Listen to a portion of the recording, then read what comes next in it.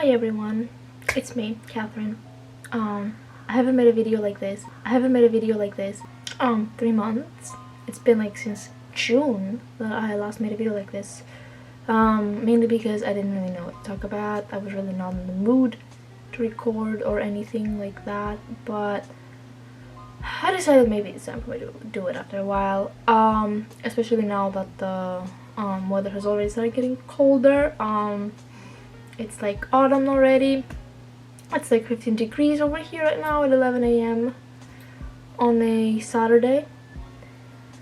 And, well, I mean, it's officially fall. It's been a week now that it's been fall. And I can really feel it in the weather, the temperature. I think my physical body is also going to start feeling that it's autumn soon. And I don't know how it's going to react to that, because for the past basically 12 years, if I consider all of my years, but then again it's more than that because I've been at school ever since like kindergarten, so it's around like 14 years. But the times that I've been able to feel that more intensively has been like the past 6 years or 7. So we're gonna count these years mainly. Every time school would begin, because it will always begin on the beginning of September, obviously, I would start feeling like shit. Like, I would feel fine for like the first few days, first week, maybe up until the end of September, because back in Greece the weather would overall be more like, would like be very sunny. It would be warm and everything, pretty much up until the end of September. So overall my mentality would be fine, like my well-being would be well, but the moment it would start getting colder and everything, I would start feeling like shit. And because like within the very like first month we would start getting tests, exams and everything, things would just really go really bad. So I would feel like I wouldn't know what to do, and I really didn't know what to do because I knew what the problem was. I knew what was causing everything. Is that for the... So where was I? I wouldn't really know how to deal with it, and I honestly still don't know how I'm going to deal with school pressure when I go to uni, because I never managed to deal with that, because we would always have so much pressure from school, and from how things overall are in Greece. We would also have a lot of pressure from extracurriculars that were not really actually extracurriculars. They were literally related to school, because we were literally going over to see tutors to help us better study for basically our final exams for college. But thing is, like in the morning we would go to school for like 6 hours, pretty much like from 8 to 2. Most of us, there are also a lot of us that would go there to like 4, depending on what kind of school you went to, but still. So classes from 8 to 2. And then depending on what kind of tutor you had, or which kind of institution you went to, because we also have institutions that people go to, you would have either from 4 to 6 days a week of extra classes in the evening. So how it would go is, like I said, 8 to 2 is school. After that, depending on where you go, you would either go for another like 4 hours to the extracurricular, like to the tutor, or you would go for like 2 hours or 3 hours or 5 hours or 6 hours, depending on who your tutor is. And you would go there and they would basically tell you the same things that they tell you at school, but the difference is that their help is supposed to be able to like help you better study and better understand it, because the material, especially in your last year of high school, is so much that even teachers alone struggle at school with teaching it, even though they have like 6 periods a week that they can like teach all of that, but they still struggle, because the thing with school is that you're going to miss some days. Like either they have a teacher's meeting, there's a lockdown, some celebration, a field trip, or not an overall trip. But with those evening classes, you don't really have that issue, because their teaching is so structured that you literally cannot have missed something, in terms of like they will not miss something, because like they have an entire plan of how they're going to teach you everything, whereas teachers at schools usually don't. And they don't because they're just teachers. It's the public sector. You don't pay them for them to really focus as much. And because this thing has become such a standardized thing in Greece, that if you don't have a tutor, you're pretty much fucked, they will say. You're pretty much fucked. You're not really going to be able to pass, or it will be very, very difficult because you will not have the proper help for it. But the issue that comes with all of that is, first of all, you pay so much money for the tutors, and secondly, you have less time to study. Because consider, even in my case, where I actually went to an institute that was not that bad.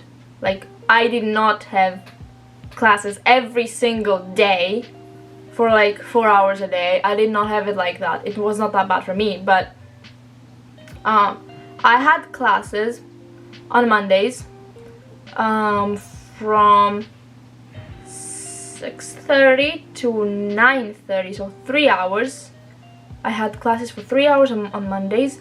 I had nothing on Tuesdays. On Wednesdays I had I think it was an hour and a half.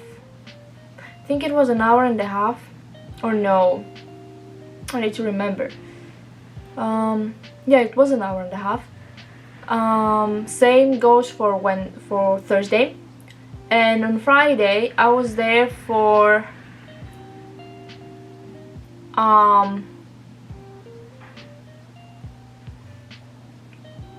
no, I think I really did get it wrong. On Wednesdays I would be there from like 6:30 to 8, I think. Or no, it would be 2 hours, right? 2 hours and 15 minutes. Same goes for Thursday. But actually I think I didn't have classes on Thursday because I did not do Greek in literature, so I don't think I had Thursdays at all. So I had Tuesdays and Thursdays off. Except maybe 1 hour I had on Thursdays. I don't even fucking remember. It's been like 4 months. It's surprising to me that I have forgotten it all. But I may have it on my phone, so I can just look it up and tell you what exactly I had and when, because I seriously have forgotten. Traumatizing. I don't want to remember it. Let's go to April. Yes, I found it. Perfect. Okay, so on Mondays I would have ancient Greek for like 1 period, so 40 minutes.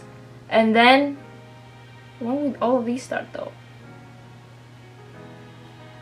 Yes, from 6:30 to 9:30 I would be in class on Mondays. On Tuesdays I had nothing. On Wednesdays I had classes from 6:30 to 8:40. On Wednesdays, I think it was the same one. Yes, yes, like I said, Wednesday, fuck. Wednesday, then Thursdays I had nothing. And Friday I was there from, I was there from 7:15 till 8:40 because it used to be 6:30 to 8, but they changed the schedule, so it was from 7:15 till 8:40. And I also had classes on Saturdays from 9 a.m. till 10:30. This was my schedule, and even with that kind of schedule, it was too much for me. It was too much for me because I overall cannot cope with stress. So any kind of pressure or stress that is being put on me is going to make me completely shut down. I cannot deal with stress overall. And it's also the fact that pretty much the first half of this year, of like my last school year, like from September 2023 till pretty much January 2024, if not January, definitely till February, I was dealing with issues with my ex-partner because he was being a dick, but that's a different story, maybe for another time, we'll see. And so it was really making me struggle with concentration overall. Like I could not for the life of me focus on anything while I was dealing with that. And then I also had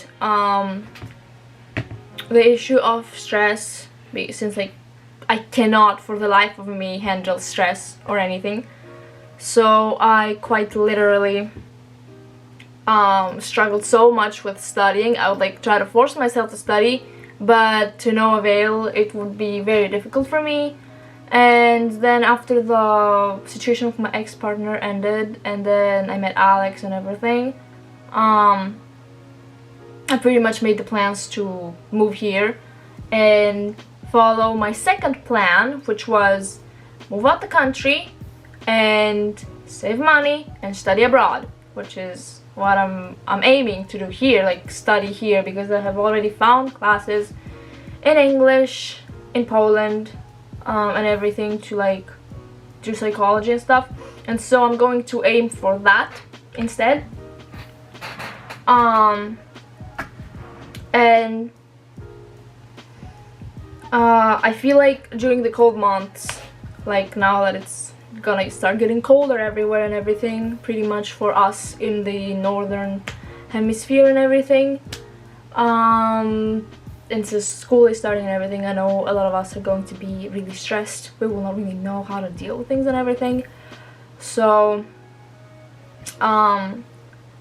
here are my little and small tips for all of these things on how to deal with them, because like even though I was not really able to do them because I was so fucking stressed, I still think it is important to like try to incorporate these things in your routine so that you can, unlike me, shut down and stop functioning properly.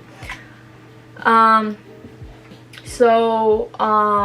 first tip would overall be to try to manage your time, okay? I will show you, wait a second. Let me grab my iPad because I have everything in here. So this is my iPad, okay? I personally like to do this on my iPad, but you can also do that on a normal notebook. Doesn't really matter where you do it, it matters what you do with it. So for me, I use both a form of a notebook on my iPad because I managed to save paper that way, and and it just feels more easy for me. So I use a little planner on my iPad. I don't know if you guys can see it. Yeah, I downloaded it for free, and I use that for overall like my content creation, things related to 7 Cups and things. And I also have been using Notion for like simpler things, like having my to-do list in there and everything, like more specific things. Whereas on here I just have a more general planner, because I feel like if I have things planned out better and I try to follow that structure, first of all, I will not forget things, because I forget things so badly, and it's really becoming a problem, you know, after a while, because you know, I forget things, I forget some things that may be important, and then I fuck up, and then I'm like, oh my god. So having a planner is really, really important, because it can help you not forget things, stay on track, and manage things better. Which also brings me to say the thing about tracking. Like trying to keep track of your progress as often as you can, to whatever you want to keep your track on. Like say for example you want to track how you study or what you have studied, so you know what you have completed and what you still need to complete. Or like plan out like revisions, reviews and everything that you want to do, like study sessions and everything. So like tracking your progress will probably help you with knowing what you have completed from what at school or even at work or anywhere really, because that way you don't sit around constantly thinking, oh no, have I completed this? Have I revised this? Have I actually sat down and learned this? And then like you're going to feel like, boom, you don't know what you're doing, you don't know what's happening in your life, right? Which is also something that I did not do last year, even though I was trying to, but I failed at it miserably, because I lost track of everything that was going on at school. So yeah, if I were to like, let's talk about school for a bit, okay? If I were to go back to school now in my last year, if I were to repeat my last year, I would first of all make sure that I know what I'm going to be learning throughout that entire year, both semesters. So I will pretty much have an overview of what I'm going to be learning. And then I will be planning my study sessions so that I know that I have completed this, and I have completed that, and I have completed that other thing, so that when it actually comes to me revising and everything, I know what I have studied, what I probably need to do better, what I have not studied at all, so that I'm not constantly like, okay, now just let's do all of this again and like relearn all of that thing. Like I will know that I have studied this, I have studied that, I may have not studied that as well, and everything. So it will be like more organized and not so like feeling like you don't know what you're doing, you don't know where you're at, you don't know what's going on around you, you know. In terms to personal routine, except for the planner, like time management is a good idea. Some people use the Pomodoro method, especially like for studies or like for overall doing things. Like it helps them, like time blocking and things would be helpful. Or perhaps just, yeah, pretty much with time blocking, you can like set away time to do like, say for example, from 9 a.m. till 11 a.m. I'm going to be studying only. Like I'm going to be studying, but with breaks obviously. Then I'm going to take an hour break, for example, to relax, read some book or watch a bit of TV. Then for example I'm going to clean up my room or something for the next hour or so. Then I'm going to for another hour I'm going to like review what I was studying earlier and things. And I feel like overall planning things and only planning, but also like having things in a more structured way can be helpful, especially for people that feel like they're being chaotic, like their life is chaotic and they don't know what they're doing. Like they just wake up in the morning and they don't know what is expecting them that day. I feel like for people that are really chaotic, a schedule is going to be really helpful and is going to pretty much really change their life. But in order for you to be able to follow that schedule and everything, you also have to be disciplined. Like you have to follow discipline. Like don't just expect to just make a to-do list and then wow, everything is going to be okay. That's not how it works. Okay, that's not how this thing works. And like you have to actually tell yourself that you're going to do it, and you're going to keep on showing up every single day and every single time. Me, what I do as someone who likes to be organized but also doesn't like to be completely like in a strict like schedule, like a robot, what I do is I have a to-do list, and because I also like to be more spontaneous and things, I usually just plan out some things that I deem to be most important that I need to complete.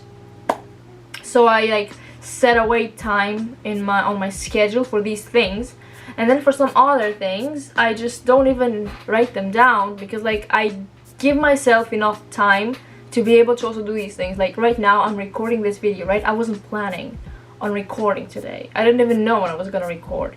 I just literally said, you know what, girl, fucking do it. Just do it now. You'll have time to do that.